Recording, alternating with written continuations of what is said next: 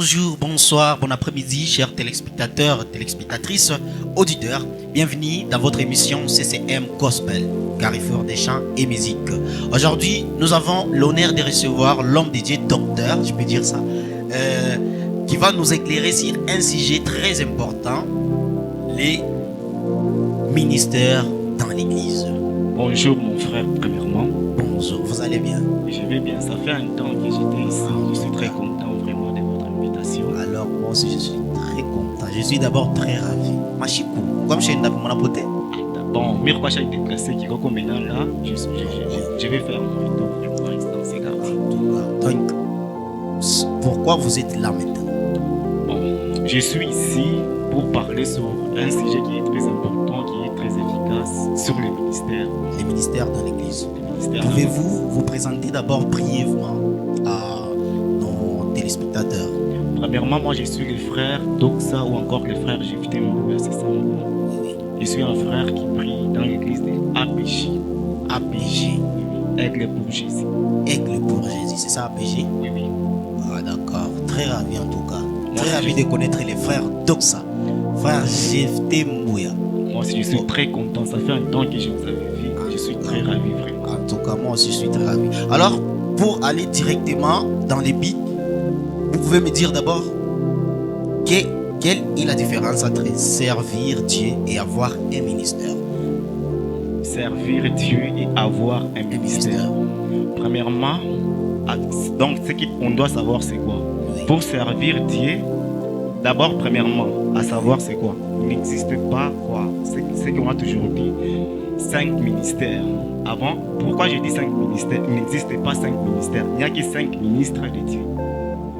Maintenant, servir Dieu, comment vous pouvez poser la question? Vous pouvez un peu répéter d'abord, premièrement. C'est ça. Donc, une personne qui sert Dieu Ok. et une personne qui a les ministères. Comme vous avez appelé, il n'y a pas de ministères, il n'y a que des ministres. Ok, C'est ça. merci. Toute personne qui sert Dieu est un ministre de Dieu. Donc, Oui. toute personne, celui qui est au service de Dieu, premièrement, c'est un ministre. C'est un Donc, ministre. c'est un ministre de Dieu. Il est au service de Dieu. Toute personne qui est au service de Dieu, donc c'est un ministre. Il n'y a pas la différence. Donc, Il n'y a pas la différence. Oui. Alors, je vais vous laisser quelques minutes où vous parlez sur les ministères. Vous montrez les gens sur les CCM Gospel, c'est quoi les ministres, comme vous avez dit.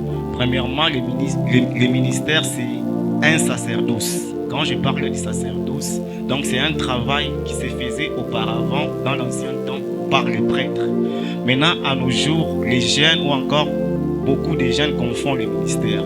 Les ministères, à nos jours, on est en train de penser que les ministères, c'est le fait de prophétiser. Les ministères, beaucoup de jeunes sont en train de penser que lorsqu'ils sont dans les ministères, donc, lorsqu'ils sont dans les ministères, donc c'est le fait d'ouvrir par exemple une église. C'est ça les jeunes de nos jours.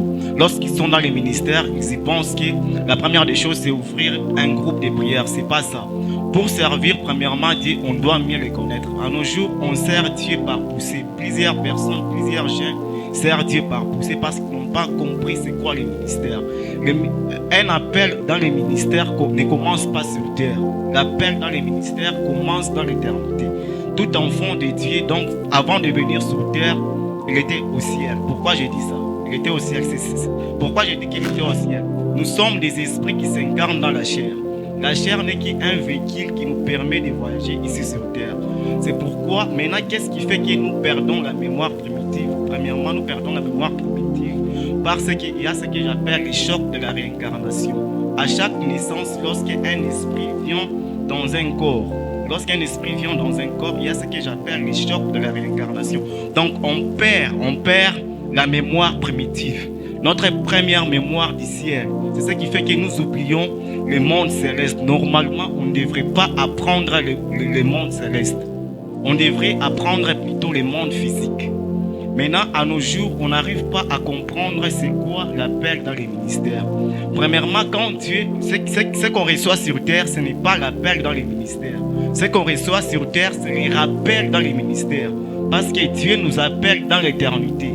Nous sommes des esprits et donc lorsqu'on vient sur terre, ce qu'on reçoit sur la terre, c'est les rappels dans les ministères. C'est un peu ce que je peux dire d'abord. C'est très clair d'abord. Mais j'aurai aussi quelques questions pour éclairer plus précisément aux jeunes serviteurs qui ont des ministères sans les savoir. Pourquoi? Je prends par exemple une personne, n'est-ce pas? On dit par exemple une personne. Comment quelqu'un peut découvrir son ministère?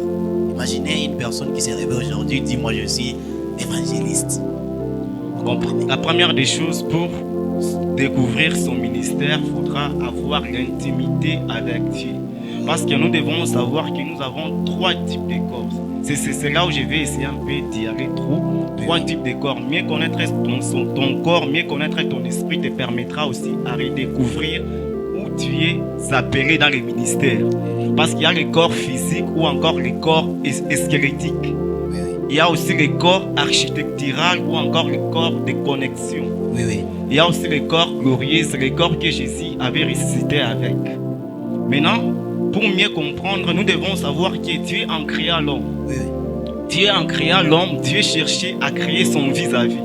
C'est pourquoi Dieu en créa l'homme, il a créé l'homme esprit, mais qui doit s'incarner dans la chair. Dans la chair. C'est un peu ça maintenant.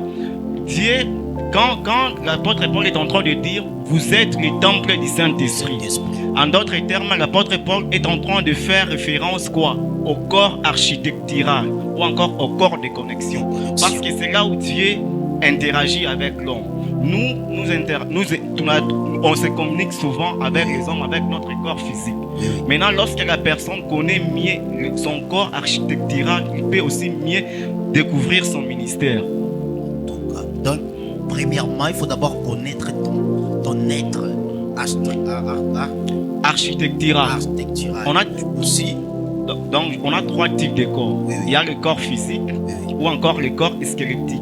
Il y a le corps architectural ou encore le corps de connexion. Il y a aussi ce qu'on appelle le corps glorieux. C'est le corps que Jésus est ressuscité avec ça. Maintenant, mieux connaître quoi? Tu es appelé dans quoi? Parce que toute personne est appelée sur. Toute personne a un appel. Parfois, on confond les choses, que ce n'est pas tout le monde qui sont appelés. Oui, d'abord, c'était la question que j'avais pour la deuxième question. Est-ce que tout chrétien a un ministère? Tout chrétien a un ministère. Mais le problème, c'est pourquoi j'ai dit que tout chrétien a un ministère. Le ministère, c'est un service qu'on rend à quelqu'un. C'est pourquoi je vous ai dit que parfois, on dit d'une manière abusive que nous avons 5 ministères. Mais nous n'avons qu'un seul ministère qui est le ministère de Christ. Maintenant, nous avons 5 ministres qui sont les prophètes, les pasteurs, les docteurs et les évangélistes. Parfois, on les dit d'une manière abusive. Parce que si vous lisez bien la parole, après avoir dit qu'il a fait les uns comme apôtres, les autres comme prophètes, les autres comme évangélistes, pourvu de la perfection à la parole de Christ. Vous voyez, le but c'est la perfection. Quand on parle de la perfection de Christ, ce qui veut dire qu'on travaille que pour Christ. On travaille. S'il y a 4 ministères, ce qui veut dire qu'il y a aussi 4 dieux. Or, nous avons qu'un seul ministère. Nous avons qu'un seul ministère, un seul Dieu. C'est un peu ça. Nous avons qu'un seul ministère, un seul Dieu qui est Jésus-Christ. Mais nous avons 5 ministres. 5 ministres. Parfois, nous le disons d'une manière abusive aux 5 ministères. Donc, selon vous, pour accueillir les ministres, ou soit pour accueillir les ministres, pour être ministre, parce que je comprends bien, vous avez dit nous avons qu'un seul ministère, mais nous avons 5 ministres qui équipent les seuls ministères. Alors, pour accueillir ces seuls ministères, il faut toujours avoir l'appel ou quoi? Pour accueillir les 5 ministères, premièrement, nous devons en savoir que les ministères ont toujours été en nous. Les ministères, on ne reçoit pas cela sur terre, ou encore quand un pasteur t'impose la main. Mais les ministères, nous recevons ça dans l'éternité. Nous avons les ministères dans l'éternité. Maintenant, sur terre, nous avons... C'est pourquoi je vous ai dit qu'il y a les chocs de réincarnation. Quand un esprit vient sur terre, quand un esprit s'incarne dans la chair, on perd la mémoire primitive à cause du péché adamique. Lorsque Adam a péché, pour la première fois, Adam s'est redécouvert qu'il était né. Or, tout ce temps, Adam ne s'est jamais dit que je suis né. Je ne sais pas si vous me comprenez. Après avoir péché, Adam a reconnu que je suis né. Pourquoi il a reconnu que je suis né? Parce qu'il a parce qu'il a quitté donc la première état qu'il avait au ciel. Il a perdu quoi? La mémoire primitive de Dieu. Quand Dieu te quitte, donc tu deviens donc tu perds la gloire. Oui, oui. Or, vous allez comprendre que lorsque Adam avait encore la mémoire primitive, il avait cette capacité de donner les noms aux êtres sur terre. Aux êtres sur terre. Donné aux lions, des choses comme ça. Les lions. Il donne les noms aux êtres sur terre étant au ciel. Donc, ces noms-là se trouvent au ciel. Par exemple, je vous demande, quand Adam donne le nom au lion, qui est celui-ci, c'est un lion. Au ciel, vous allez comprendre que parmi les 24 vieillards, on est en train de citer qu'il y a ceux qui sont comme des lions, il y a ceux qui sont, je ne sais pas si vous me comprenez. Oui, je comprends. Là aussi, parmi les 24 vieillards, parmi les 4 êtres vivants, on est en train de citer qu'il y a ceux qui sont comme des lions, il y a ceux qui sont comme... Donc, il y a plusieurs contextes des animaux. Il y a ceux qui sont comme l'agneau. Par exemple, l'agneau de Dieu a été immolé avant la fondation du monde. Comment Adam a su que là aussi se trouve un agneau qui a été immolé avant la fondation du monde, mais il peut donner aussi ces noms-là sur terre. C'est quelque chose donc qui était en lui, mais étant sur terre, il s'est incarné dans une chair. En tout cas, aujourd'hui, nous étions bénis par votre explication, parce que c'est clair, mais j'aurais une dernière question à vous poser, c'est concernant nos jeunes d'aujourd'hui. Quel conseil pouvez-vous donner à nos jeunes?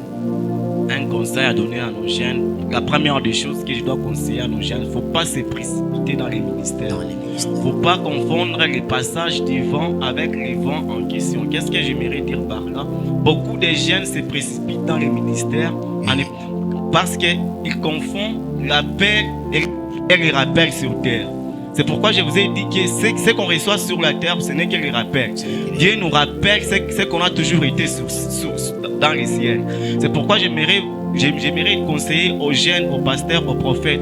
Quand on est en face d'un pasteur, quand on est en face d'un prophète, la première des choses qu'on doit réclamer, c'est la croissance.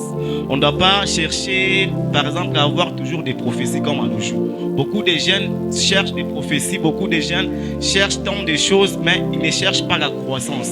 Dieu a besoin de la croissance parmi nous, parmi les jeunes.